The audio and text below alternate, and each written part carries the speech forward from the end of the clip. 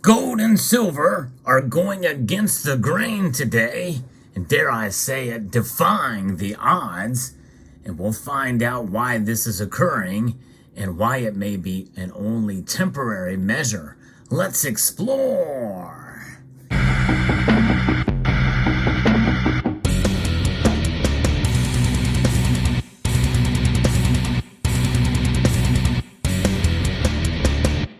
Yeah, what do I mean by defying the odds? Well, gold and silver are both up.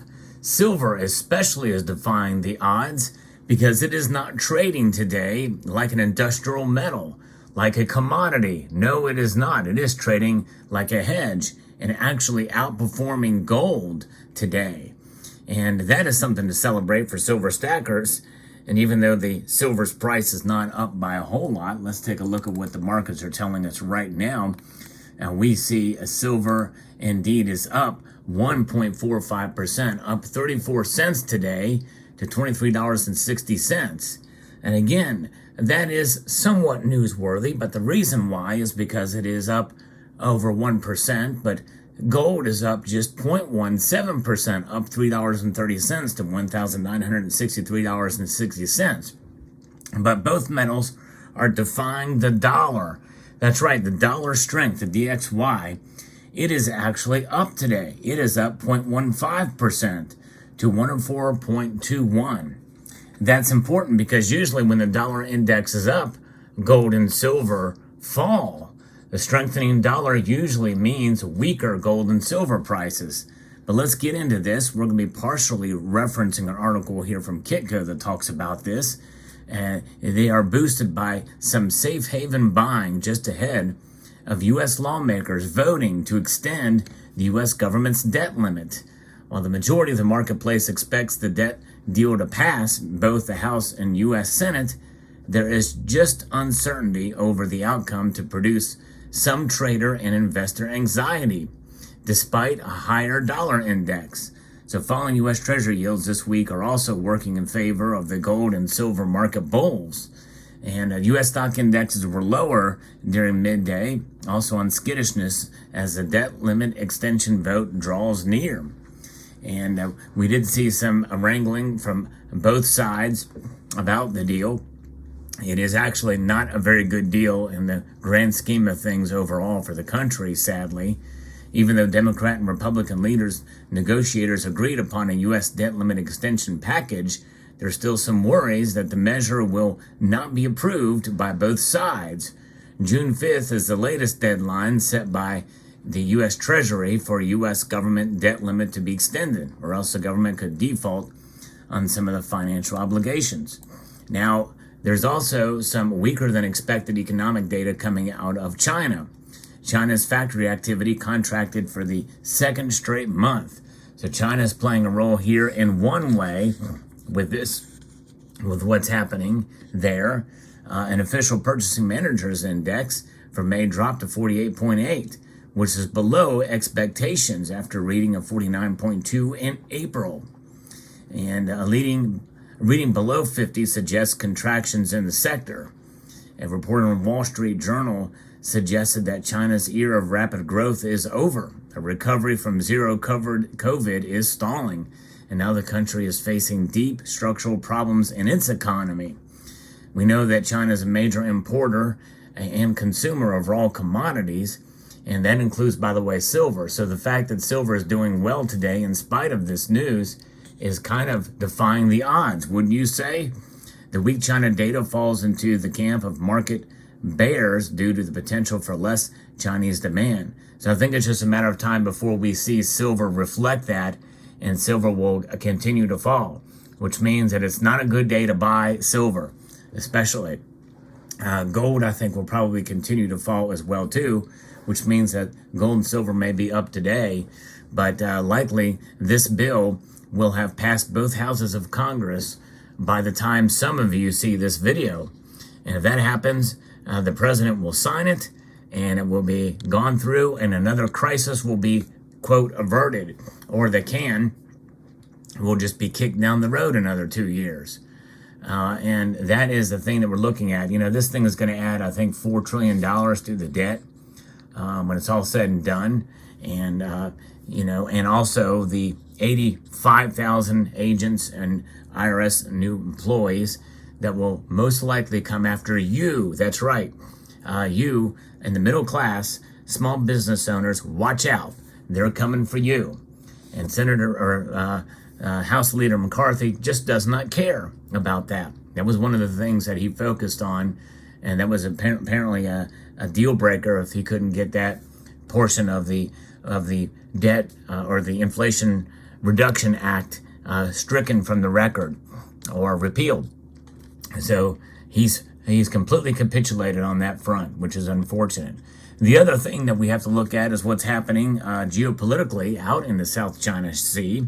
In international waters, Chinese jet fighters strafed a surveillance aircraft that was in international waters of the United States. Now, likely we're not going to respond, but still it does raise tensions between China and the United States.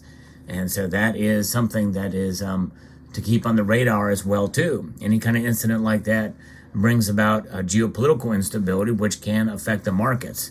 I don't think that's necessarily weighing a whole lot, but it may be partially to blame for some of the nervousness in the sector and leading to gold and silver prices popping up a bit here.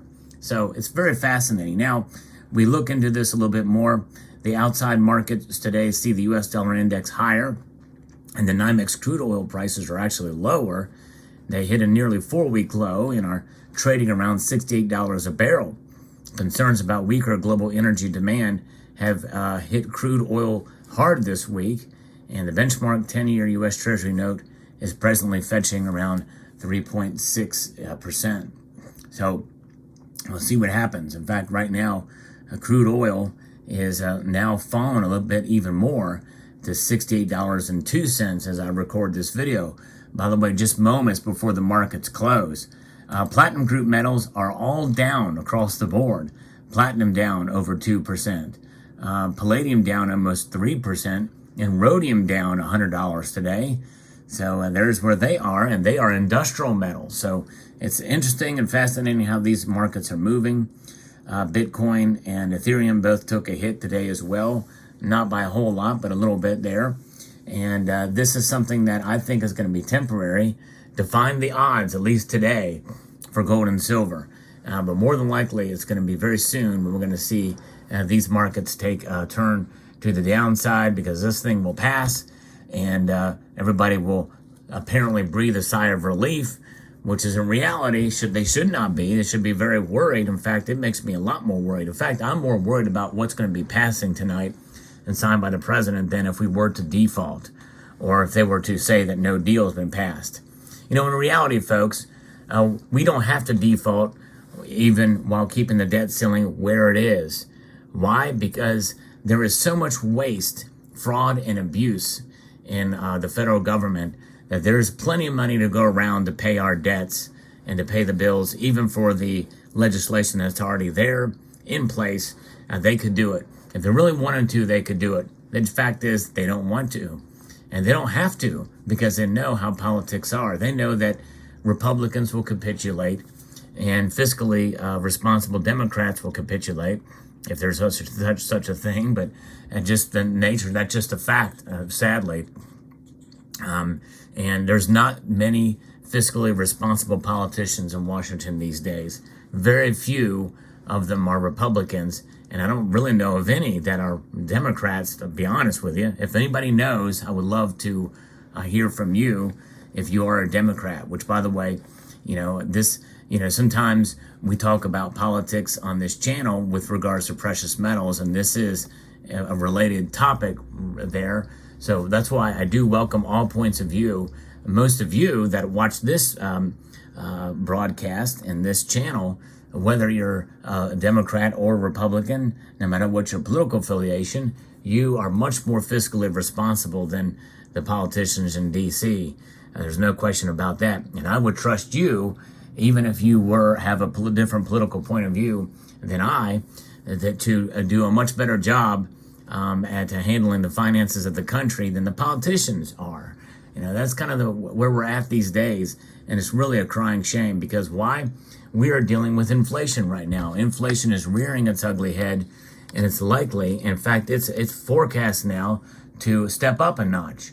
And why? Because there's no responsibility. The Federal Reserve is trying to cut back and do quantitative tightening here now.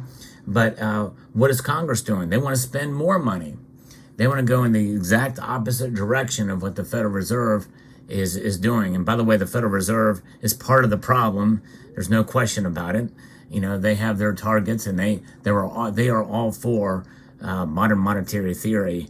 But nonetheless, they're trying to rein things in control, at least for now, with the tools that they have. So it'll be very interesting to see how this plays out. But we won't need $1 trillion coin anymore, because this thing is pretty much wrapped up in a done deal. So stay tuned for lower gold and silver prices in the coming day or so. Let me know what your thoughts are about this whole situation. It's fascinating indeed, and we'll see how it plays out. Now, my near-term prospects for gold and silver are actually low. I think they're going to continue to fall through the summer. What that looks like is potentially, I'm talking about perhaps under $21 silver, and we could see a gold fall to below $1,850 or even $1,800 an ounce potentially through the summer. But I'm still overall bullish for both metals by the end of the year. In fact, I'm sticking to my prediction of $28 for silver by the end of the year. That seems a bit far-fetched of a prediction. I made that prediction very early this year, and I'm sticking with it. And gold, we've already reached my prediction for over $2,000. But I think we could see it again. Yes, we could see it one more time, and it may hold for a little bit while before the end of the year. Let me know what your thoughts are. I hope you found this video insightful, educational, and informative. I'd like to extend a multitude of gratitude to you all for taking the time to watch. And I want to encourage you to please rate this video. Thumb it up down below. It does help the algorithm. Share it across social media platforms. Comment and subscribe.